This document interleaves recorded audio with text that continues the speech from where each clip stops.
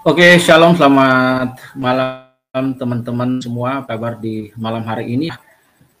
Teman-teman semua berhubung dengan ada satu momentum kejadian di Manado, di mana ada pendeta dari Gereja Pentakosta di Indonesia menikahkan orang yang memberkati nikah yang kudus pada hari ini. Dan mari kita naikkan pujian kepada Tuhan. Nah, mungkin yang mau kasih bagi-bagi yang ada. Aku berserah. Yang pembacaan saat ini.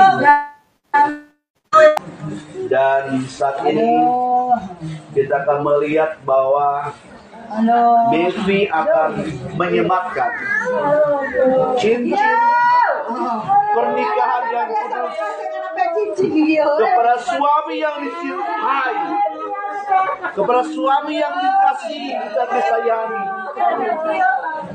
Saat ini mohon berlahan-lahan Mevi, kalau sayang mendengar jangan goyang ya. Kasih di ujung jari, ini simbol.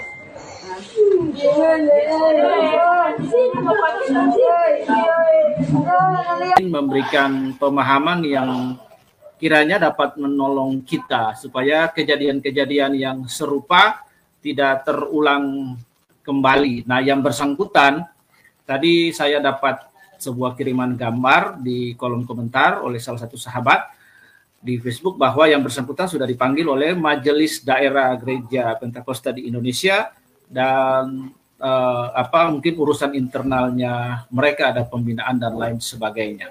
Nah, sahabat yang dikasihi oleh Tuhan, saya cuma ingin menyampaikan dua hal. Bahwa di dalam kekristenan yang pertama itu bahwa pernikahan kudus itu adalah sakramen. Nah, sebelum menjalankan sakramen itu maka ada proses-proses administrasi gerejawi yang dilakukan kepada pengantin, kepada pasangan yang akan menikah, ya, kedua calon yang akan menikah, baik calon istri, baik calon suami. Nah, sebelum pernikahan itu kan ada peraturan-peraturan gerejawi yang harus dilakukan, misalnya konseling pranikah, kemudian ada konseling pranikah. Nah, di situ lalu kemudian ada pembinaan dan pastoral kepada kedua calon. Tentunya ini berkaitan dan ditujukan untuk manusia hidup, bukan manusia yang sudah mati. Nah, dan kemudian sendiri secara etika dalam kekristenan dan pelayanan dan juga doktrin secara dogmatis bahwa memang pelayanan pernikahan itu dilayangkan kepada orang yang masih hidup, bukan orang yang sudah mati. Nah, ini yang penting. Jadi sakramen itu jangan sampai pelayanan yang dilayangkan oleh pendeta yang dimaksud itu yang satu masih hidup, yang satu sudah mati.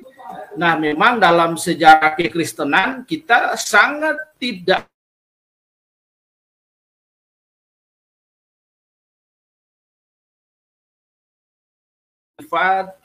dogmatika gereja ini melecehkan juga sakramen yang dipedomani oleh gereja Tuhan. Jadi pelayanan Kristen itu dilayangkan kepada orang yang masih hidup. Pengecualinya adalah pelayanan kematian, ya, itu dilayangkan kepada manusia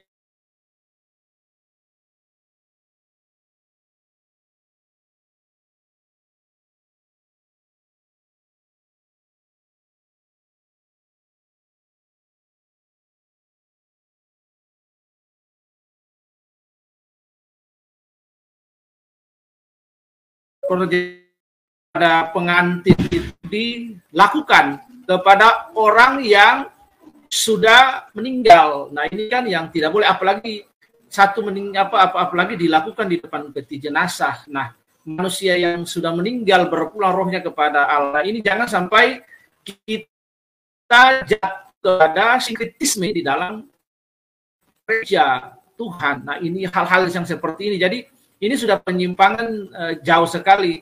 Nah, tidak ada pernikahan antara yang hidup dan yang mati. Dengan demikian maka ada pelanggaran terhadap doktrin gereja, dogma gereja, tata gereja, etika kependetaan, apalagi ajaran Kristen. Nah, yang kedua yang paling penting sekali, kita harus ingat bahwa pernikahan yang pertama itu diprakarsai oleh Tuhan Allah sendiri. Nah, karena pernikahan itu diprakarsai oleh Tuhan Allah, mengingat di dalam Kejadian pasal yang pertama.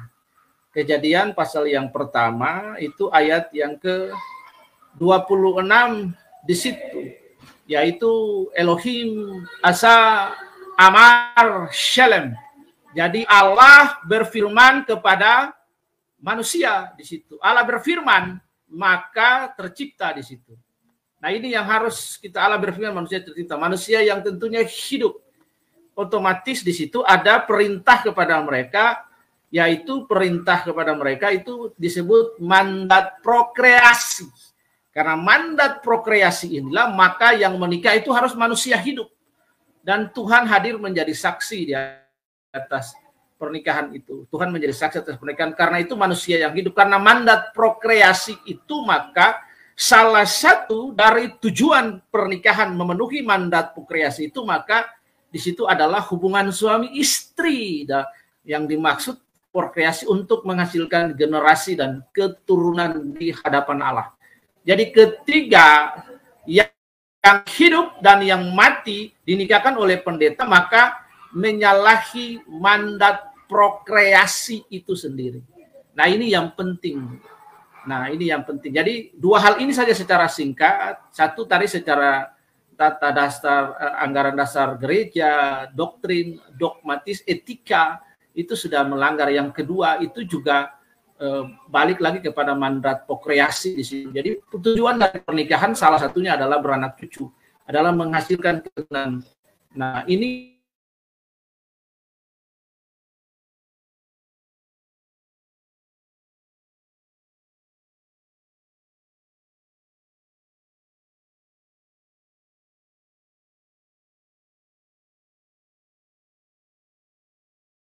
supaya ethical on church, etika di dalam gereja, tata dasar gereja, doktrin oleh sinodal sendiri yang dianut, dan kembali memutlakkan diri kita, menundukkan diri kita kepada Alkitab sebagai main foundation. Jadi jangan sampai kita lakukan hal-hal di luar dari apa yang sudah digariskan oleh Alkitab sebagai main foundation, sebagai ideologi, sebagai main doktrin dari semua pola pikir kita, dogmatis kita, teologi kita yang kita terima. Dan ada hal-hal etika kependetaan, petunjuk dan pelaksanaan dari sinode dan lain sebagainya. Jadi secara logis saja tidak bisa dinikahkan dengan yang masih hidup. Jadi kiranya Tuhan menolong kita semua sehingga kita terus menaklukkan diri kita kepada firman Tuhan, bukan kepada hal yang lain. Jadi hal-hal yang penyimpangan ini puji Tuhan dengan cepat sudah ditangani oleh majelis daerah dan dapat menjadi contoh dan teladan bagi kita, Bapak Ibu Saudara yang dikasihi oleh Tuhan. Tuhan Yesus berkati adalah worldview point of view singkat ini dapat menolong kita. Tuhan memberkati. Shalom.